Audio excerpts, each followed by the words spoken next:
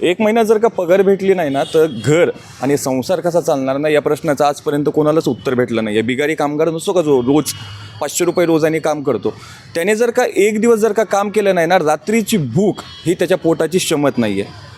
सगळ्यात महत्त्वाचं काय आहे, जो माणूस एका विद्यार्थ्याला मोठं करतो ना, त्या माणसालाच गेल्या 8 महिन्यांपासून पगार नाही आहे. मी विषय काढतो यांचा, हे शिक्षकांचा.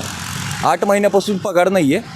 पण अडचण अशी आहे, ते त्यांचं कर्तृत्व अजूनसुद्धा सिद्ध करत आहेत आणि अजूनसुद्धा ते लेकरांना शिकवतातच. पण अडचण अशी झाली आहे सध्या की प्रशासन आणि सरकार यांना 8 महिन्यांपासून पगार देत नाही आहे आणि यांना उपोषणाला बसण्याची वेळ आली. कोणाला? एका शिक्षकाला. हे उपोषण करत आहे सध्या. आता हे राजकारणी तर मला वाटत नाही, हे राजकारणी याच्यात गुन्हे किंवा याच्यात कोणाची राजकारण्याची पोळी वगैरे भाजून घ्यायचा काही संबंध नाही. हे शिक्षक आहेत, टीचर. माझ्यासोबत अजून एक आहेत, सर आहेत. ते 8 महिना झालं पगार भेटले नाही आहे. एकदा विचारू त्यांच्याशी. 8 महिना झालं पगार नाही आहे, लेकरांना वगैरे शिकवत आहे. काय शिक्षण अधिकाऱ्याला कधी असं बोललं नाहीत 8 महिन्यापासून? 1 महिना जर का पगार भेटली नाही तर संसार कसा चालवायचा ह्याचं उत्तरच भेटत नाही आहे. वारंवार आम्ही बीडला इथे येऊन आमचा पगार करा, कारण गेल्या 8 महिन्यापासून आमच्याकडे एकूण शाळेमध्ये 50 कर्मचारी आहेत.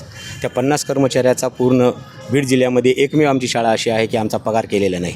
मग त्यामुळे आमच्याकडे घर प्रपंच चालवण्यासाठी कसलेही दुसरे उपजीविकेचं साधन नाही आहे. जे काही आहे ते हे ज्ञान ह्याचं काम करतो व त्याचाच पगार आम्ही प्रामाणिकपणाने काम करून घेण्याचा प्रयत्न करतो. पण हे जे शासन आहे, जे काही इथले शिक्षण विभाग आहे, ते कसल्याही प्रकारे गेल्या 8 महिन्यापासून आम्हाला कसल्याही आमच्या प्रश्नाची उत्तरं देत नाहीत. त्यामध्ये समायोजनाची प्रक्रिया सुरू झाली. आमच्यातलं काही लोकांचं समायोजन झालं, पण समायोजन झालेलं असताना शासनानं सुद्धा अतिरिक्त लोकांचा पगार जोपर्यंत पुढच्या शासनाच्या काही नियमावली जी काही येणार आहे किंवा पुढच्या सूचना येणार आहेत तोपर्यंत आहेत त्या शाळेवरून पगार काढण्यात यावा म्हणून अशा पद्धतीचं संचालकांनी पत्र काढलेलं असतानासुद्धा बीड जिल्ह्यामध्ये फक्त आमची वैद्यनाथ विद्यालय या शाळेचा पगार केलेला नाही.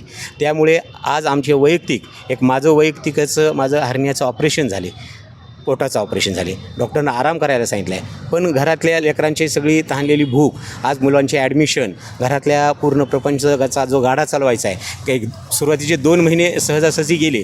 पण त्यानंतर मात्र आपण कोणाकडून पैसे काढायचं तर व्याजानं पैसे काढावं लागले. व्याज तर कवर भरायचं, तो सुद्धा माणूस थांबत नाही. बँकेवाले मात्र होम लोन आम्ही उचललेलं असल्यामुळे बँकेवालेसुद्धा वारंवार फोन करत आहेत. आमचं सिबिल सगळं खराब झालेलं आहे. त्यामुळे बँकेचे एक मिनिट, आत्ता ऑपरेशन झालं आहे हरण्याचं, 2 महिने ठीक आहे सेविंग वगैरे असं, बरं ठीक आहे, चला आपण धरू 3 महिने सेविंग आहे, 3 महिन्याचे पैसे संपले.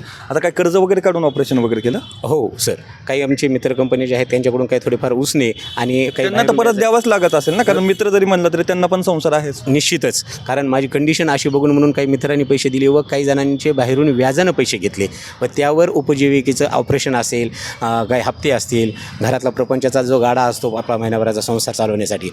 मला 2 मुली आहेत. त्या 2 मुलीपैकी एक मुलगी माझी पुण्याला शिकत आहे. त्या मुलीला मला महिन्याला 10,000 रुपये पाठवावे लागतात. आज ते सुद्धा पाठवू शकत नाही. माझी मुलगी पुण्याला राहत असतानासुद्धा वडिलाचा पगार नसल्यामुळं 1,000-2,000 रुपयातच कसं तिचं शिक्षण भागवता येईल ही ती प्रयत्न करते तीसुद्धा. आता तर जुलै महिना आलेला आहे. दोन्ही लहानी मुलगी आता 12वी झाली. आता नीटचा रिझल्ट लागल्यानंतर तिचे ॲडमिशनचे माझे प्रश्न आहेत. म्हणून आत्तापर्यंत कसं तरी ॲडजस्टमेंट करत आलं, पण आता फार मोठं समोरचं डोंगर दिसतोय, कारण दोन्ही मुलींची ॲडमिशनचे फीस लाखावर फीस आहेत. त्यामुळं फार मोठा डोंगर असल्यामुळं आम्ही हा उपोषणाचा यामध्ये आम्हाला मराठवाडा शिक्षक संघाने सुद्धा पाठिंबा दिलेला आहे. त्याचबरोबर काही महिला आघाडीच्या ज्या आहेत पत्रकार संघाने सुद्धा पाठिंबा दिलेला आहे. व या थकीत वेतनासाठी माझ्या शाळेतले 10 शिक्षक आज आम्ही इथं उपोषणासाठी बसलेलो आहोत. आमची एकच मागणी की थकीत वेतन लवकरात लवकर द्यावे, जेणेकरून आमचा संसाराचा गाडा व्यवस्थित चालेल. त्यांनी तर मला त्यांचे सगळे प्रश्न सांगितले. त्यांचं ऑपरेशन वगैरे झालं, ह्या सगळ्या गोष्टीचं हरण्याचं वगैरे, कर्ज वगैरे काढलं, पैसे वगैरे घेतलेत कर्ज काढून. ह्या सगळ्या गोष्टी ज्या आहेत 1 महिन्यापासून पहिल्यापासून तर पगारच नाही आहे तुम्हाला. सध्या 8 महिने झालं, बरोबर. शिक्षणाधिकारी काय बोलले नाही काय? कसं आहे सर, आम्ही मागच्या 5-6 महिन्यापासून वारंवार या ठिकाणी येत आहोत. शिक्षण अधिकारी साहेबांना या संदर्भामध्ये कल्पना देत आहोत, पण शिक्षण अधिकारी साहेब या संदर्भामध्ये अजिबात गांभीर्यानं घेत नाही. आज 8 महिने आमचं वेतन रखडल्यामुळं अनेक समस्यांना आम्हाला सामोरे जावं लागत आहे. आर्थिक बाबीने आम्ही पूर्णतः खचून गेलेले आहोत. आणि अशा परिस्थितीमध्ये आमचं उदरनिर्वाहही करणं अवघड झालेलं आहे. आता शेवटी आम्ही काय करावं, कुठपर्यंत प्रयत्न करावे. आम्ही वारंवार या कार्यालयाला पत्रव्यवहार केलेले आहेत आणि शेवटी आज आम्हाला उपोषणास बसण्याची वेळ आलेली आहे. आज उपोषणामध्ये बसण्यासाठी आमच्याबरोबर काही महिला आहेत, काही शिक्षक आहेत, पण आमच्यामधील काही बांधव इतके गंभीर आजारांनी त्रस्त आहेत तरी देखील या प्रशासकीय अधिकाऱ्यांना कुठलीही काळजी नाही, कुठलीही तमा नाही, कुणीही ठोस आम्हाला भेट दिलेली नाही आहे आणि आमच्या मागणी मान्य करण्याचा त्यांनी प्रयत्न केलेला नाही आहे. एक सगळ्यात महत्त्वाचं, माझ्यासोबत काही मॅम्स आहेत. मॅम, आजपर्यंत असं होतं की पुरुषापेक्षा जास्त महिलेला समजतं संसार कसा चालवायचा असो, मग ती साखरेचे भाव असो, LPG गॅस असो, ह्या सगळ्या गोष्टी.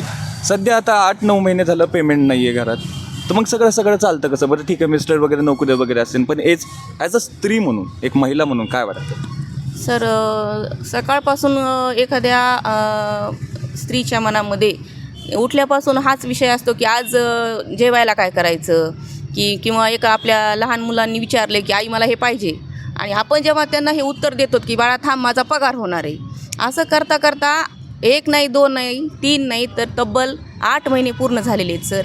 आणि ह्या सगळ्या गोष्टींना उत्तरं देता देता आता आम्हीसुद्धा थकलेलो, कारण आमची मानसिकता राहिलेली नाही आहे सर. आमच्या मुलाबाळांच्या ट्युशन्सच्या फीस राहिलेल्या आहेत, गेल्या वर्षीच्या शाळेतल्या फीस भरलेल्या नाही आहेत, त्या शाळेतून फोन येतात आम्हाला, बँकेचे हप्ते घेतलेले आहेत आम्ही, त्याचे फोन यायला लागलेले आहेत आम्हाला.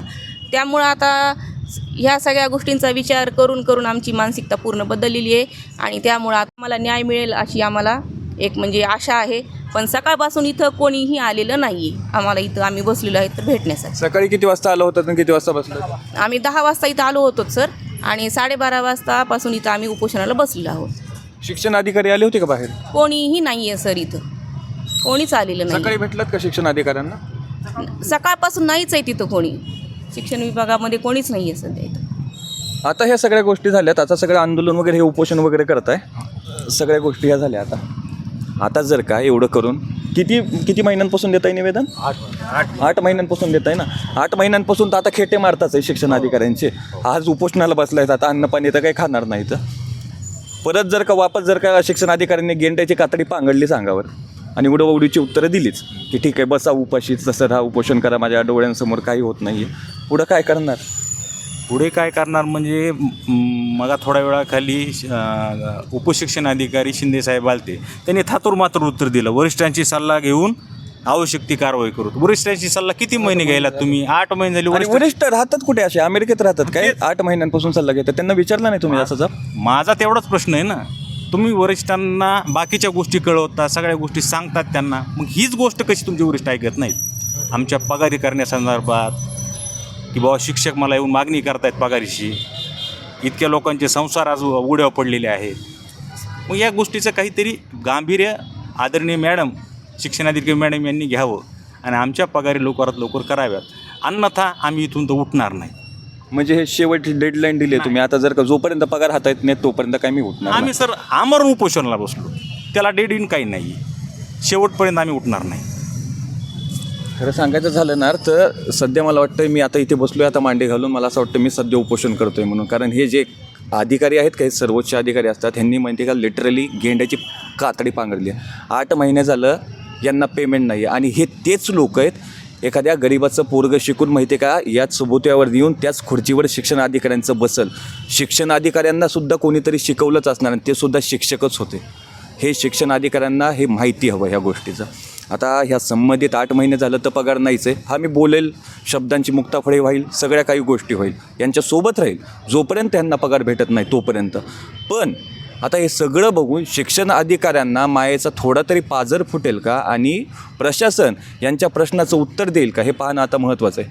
हे बालय शिंदे, कॅमेरामॅन मुकुंद चिंचकरे माझ्यासोबत, आणि मी सध्या आहे शिक्षण अधिकारी यांच्या कार्यालयाच्या बाहेर.